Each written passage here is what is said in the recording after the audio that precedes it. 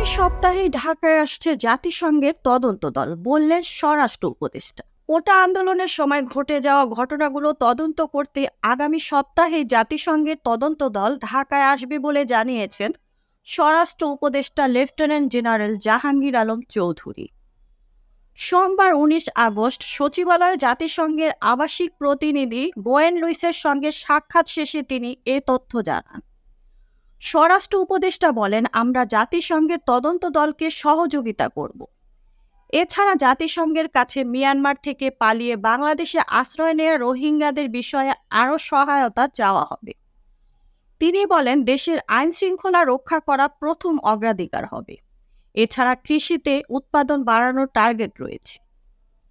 এর আগে এদিন সকালে রাজারবাগ পুলিশ লাইন্সে পুলিশ স্মৃতিসৌধে পুষ্পস্তবক অর্পণ করেন স্বরাষ্ট্র উপদেষ্টা ও পুলিশ মহাপরিদর্শক।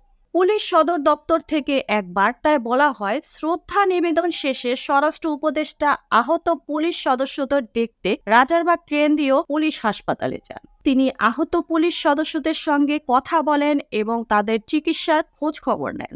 এ সময় আহত পুলিশ সদস্যদের উন্নত চিকিৎসা সেবা নিশ্চিত করার জন্য সংশ্লিষ্ট সকলকে নির্দেশ প্রদান করেন জাহাঙ্গীর আলম। এই ছিল এখনকার প্রতিবেদন। নিত্য নতুন সংবাদ পেতে চ্যানেলটি সাবস্ক্রাইব করুন এবং আমাদের ফেসবুক পেজ ফলো দিয়ে রাখুন। Mukta Parvez, desk report, BE news, Dhaka.